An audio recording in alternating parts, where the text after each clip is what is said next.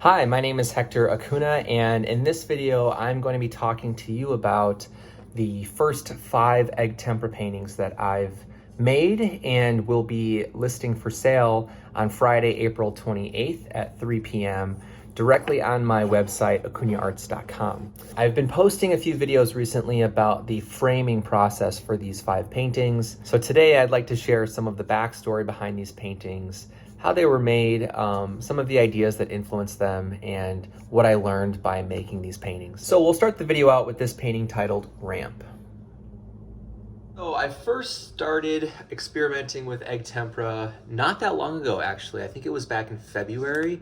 I went to a show by the artist Craig Bleitz, or Bleitz. I'm actually not sure how to pronounce his last name.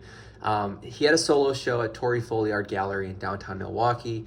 And in that show, he had paintings that were sometimes made with just egg tempera. He had oil paintings there, but he also had some that were combining the two together. And I'd seen egg tempera in other shows and in other circumstances throughout the years, and have always wanted to try this medium. The way that most painters use egg tempera is through this really thin structure of layering cross-hatching lines, or just any sort of hatching line to build up the form, which is something that I've been doing in my gouache paintings for quite some time. So I kind of would look at egg tempera and, I could see where it might fit really naturally into the ways that I like to paint. So after seeing Craig's show and a few other examples online of artists that were using egg tempera, I just, I was like, you know what, I'm just gonna try it and get the materials that I still need and see if I like it. So that happened in February. And actually, fortunately, I already had a lot of the dry pigment in that you need to create your own egg tempera paint. Back in 2015, I had received an award from Gamblin, the oil paint manufacturer, for a gift card for their paints and their dry pigments, and I ended up spending quite a bit of that award on dry pigments. And I had tried once to make my own oil paint, and it just didn't really work out very well. I think I would need to take some sort of workshop and have somebody else with some expertise show me how to do it. So I kind of gave up on that, and those dry pigments have been sitting in my studio, or studios, I should say, for the last 7 years until now.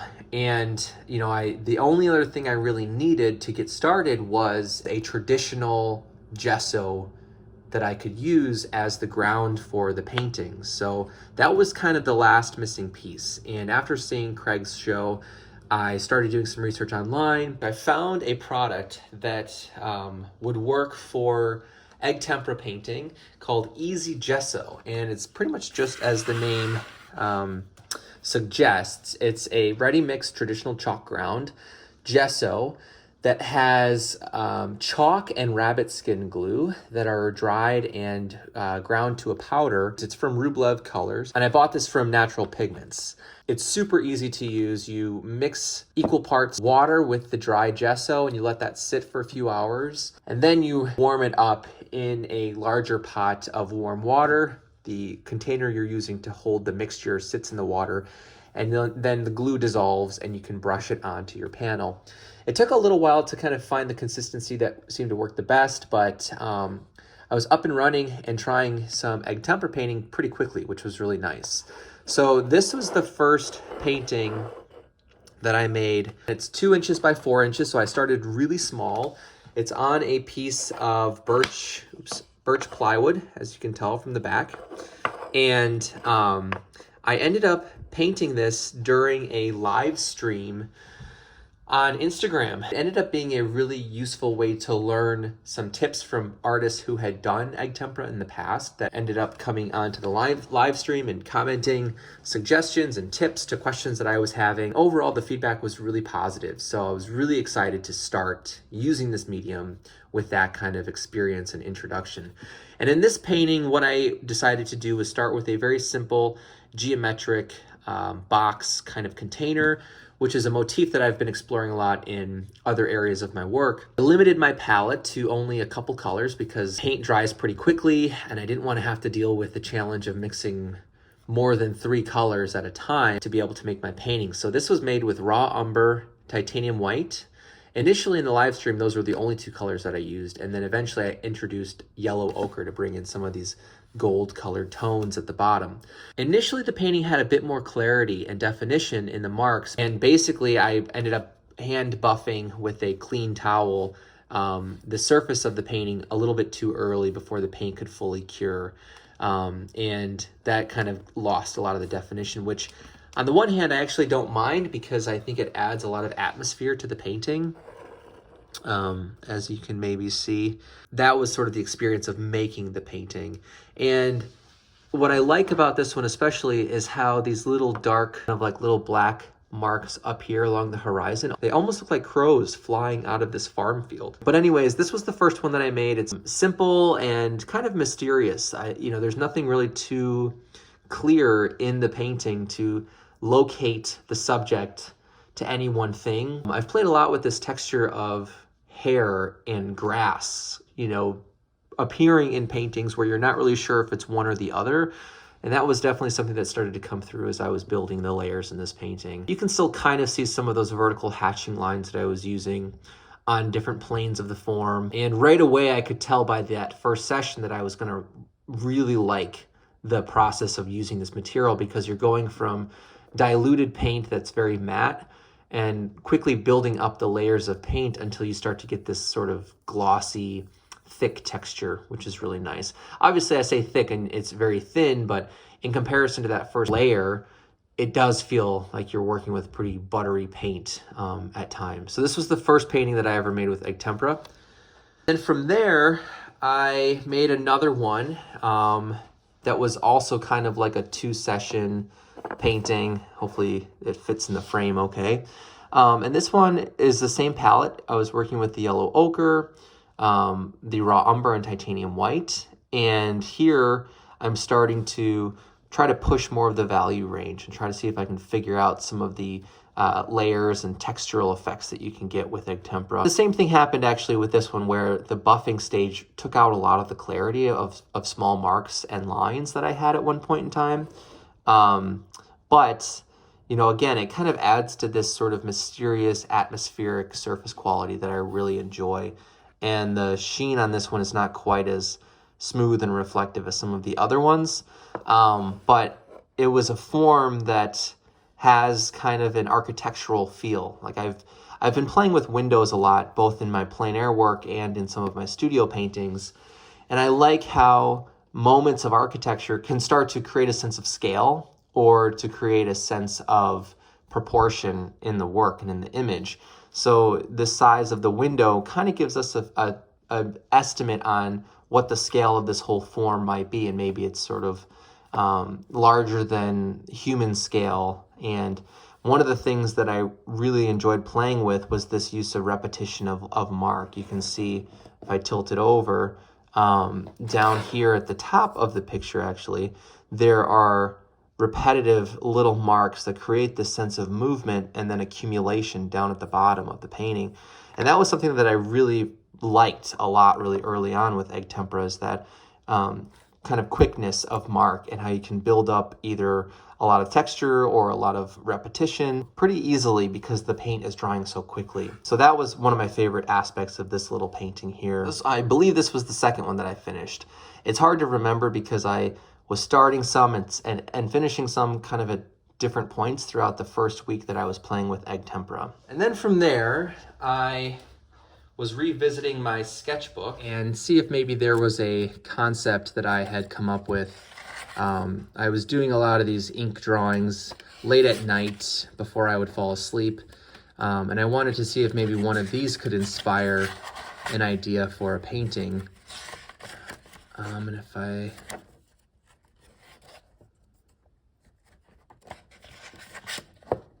Here we go.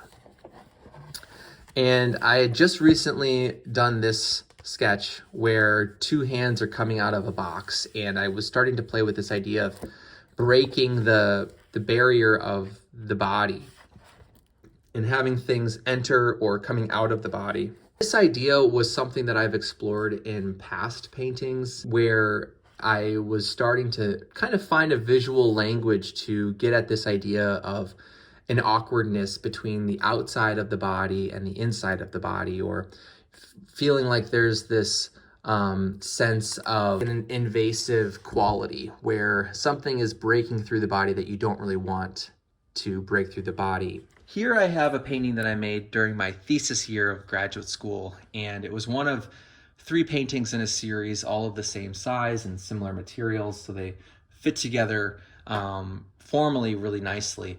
But in this one, something that I was doing was pushing the skin, pushing the role of skin in the figure.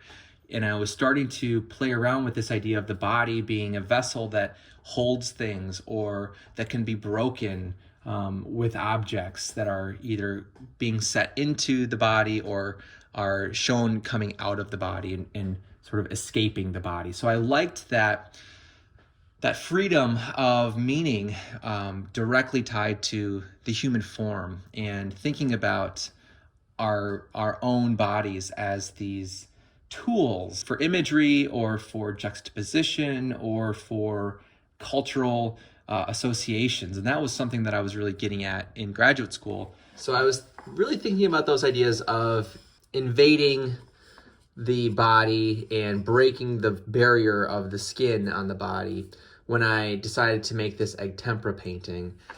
This ended up becoming titled Through You. And one of the things I remember an artist talking to me about when I was presenting some of my thesis work was the similarities in moment with this breaking of the body to a Caravaggio painting titled The Incredulity of St. Thomas. And if you look up that painting, you'll see what I'm talking about, where Jesus in the painting is taking Thomas, and he's holding his hand and pulling his fingers into the wound in the side of his body to create a feeling of belief. So when I was getting ready to make this painting, I ended up using those first 3 colors, the raw umber, titanium white, and the yellow ochre.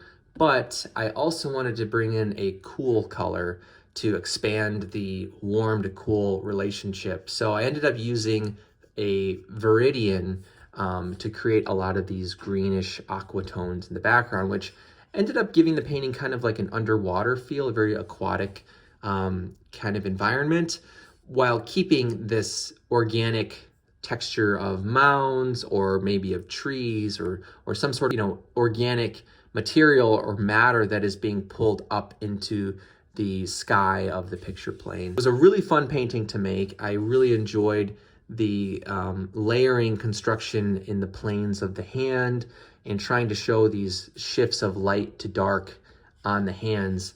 One of the sad things about this painting, though, is that it was painted on a panel that was not birch plywood panel. I actually ended up using a piece of sandy plywood, which here's one of the other ones that I had primed with the gesso and have yet to paint on it, because while making the Through You painting, I started to notice these cracks in the gesso. And after doing more research online, I realized that the panel that I used with this sandy plywood was a bit too porous, and or the grain pattern was just too pronounced in this type of plywood. So I stopped painting on these sandy plywood pieces, chose instead to stick with the birch plywood from here on out. So that's the only kind of sad thing about this painting, was that it was one that was an experiment on a new panel, which now jeopardizes some of the archival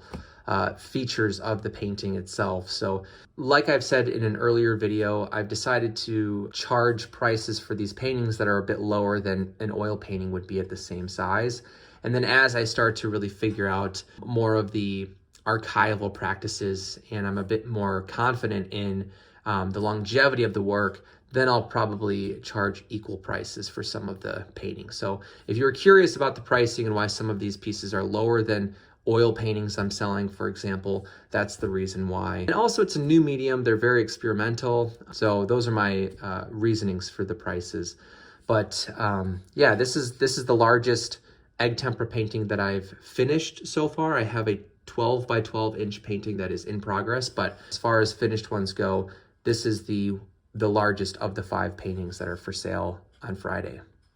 From there, I ended up finishing this little painting titled Big Bump, and it was titled after just the fist bump kind of idea. You know, I also wanted to play with the fact that this is a very small painting, but in terms of proportion, the subject in the painting appears to be very large in comparison to the environment. So the big bump was also kind of a contradiction that I wanted to play with in the piece. This was one that I just kind of loosely put together based on some photographs that I took with Megan as reference material for different gestures to use in this like box series that I've been working with the last couple months. And I just kind of invented the landscape and played around with one of the gestures from our photo session, and this is what came out of it. So what I liked about this one was the proximity of the hand to the edge of the panel. I like how far it pushes the subject to the boundary, and that's something that I might continue to explore in other egg tempera paintings. And in this one, something else I wanted to try out that was a little bit different was creating cloud in the sky. So this is my attempt at creating a landscape with more of the sky information showing with clouds, and trying to really keep my values in a range that makes sense with atmospheric perspective. So this was the piece that kind of pushed those ideas, and you can see this is also on birch plywood and 2 inches by 4 inches. So they're very small, kind of quiet, intimate paintings, but in the frames, once the frames are done, they'll feel even smaller because the frames will be so kind of blocky and large in comparison. So this one was also made with raw umber, titanium white, and yellow ochre. And you can see I was also trying to push the sense of light in the painting too, like the direction of the shadow and how it aligns with the shadow on the forearm. I would spend a lot of time trying to figure out how to get both of those things to feel connected in this painting, but I'm happy with how it turned out. And then the last painting in this set that I'm releasing is this 2 inch by 4 inch painting. This painting is called Turning In, and as you can tell, it's much darker than a lot of the other pieces in this set. And I really tried to push the value in this one and see what would happen if I kept some of my values on the lower end of the value scale. And this was after I started using that Viridian color, so I'm starting to introduce it into areas of the shadow. I think you can probably see those small hints of a turquoisey green in the background there. And I wanted to start to play with temperature a little bit more and use temperature of the color as a way of creating contrast. So in the background, the Viridian is starting to push the depth behind this tent-like structure, and then bringing the highest amount of intensity and temperature to the foreground to keep things pulling forward in the painting. And this one started off, I just wanted to create some sort of simple, familiar kind of structure or building where a mysterious or unfamiliar character or subject could interact with that space. So we have this kind of like tent form that is really, really steep, so it feels a little bit unnatural. It almost has sort of a chapel kind of feel to it.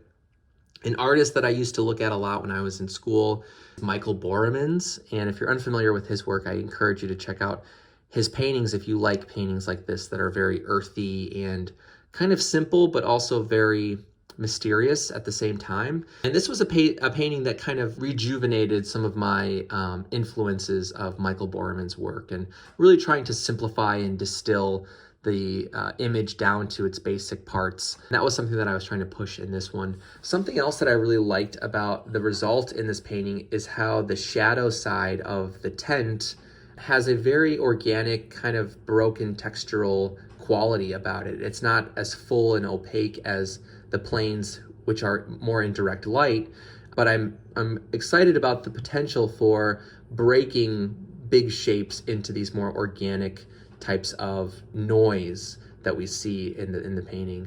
And then something else that I really enjoyed too was the amount of subtle detail that was possible with the warm highlights on this tube snake kind of form that's coming down the left side of the painting. This one was one of my favorite ones in this series because it started to show through egg tempera how much detail and nuance of color is really possible, even though the paint dries really quickly and you can't necessarily do a lot of glazing. I might be wrong. Again, I'm new to egg tempera, but it's different than oil painting for sure, just because of the drying speed. The level of variation in color was a little bit of a surprise in this painting that I was really excited to see. So this one is called Turning In. It's also 2 inches by 4 inches on birch plywood. I'll probably end up signing the backs of these with pencil and then sealing them with GAC 100 just to help against some of the moisture that could hit the backs of the paintings after I mount them into the frames. So that pretty much wraps up this video. I hope that you enjoyed hearing a little bit more about these paintings. I'm really happy to be sharing these paintings with you. If you'd like to purchase any of these paintings, please visit my website, acunhaarts.com, where they will be listed for sale starting this Friday, April 28th. So thank you so much for watching. I hope you enjoyed the video. Please leave a comment if you have any thoughts or ideas or questions regarding any of the paintings or the methods and how I created these paintings. That's it for the video, and I'll see you in the next one. Take care.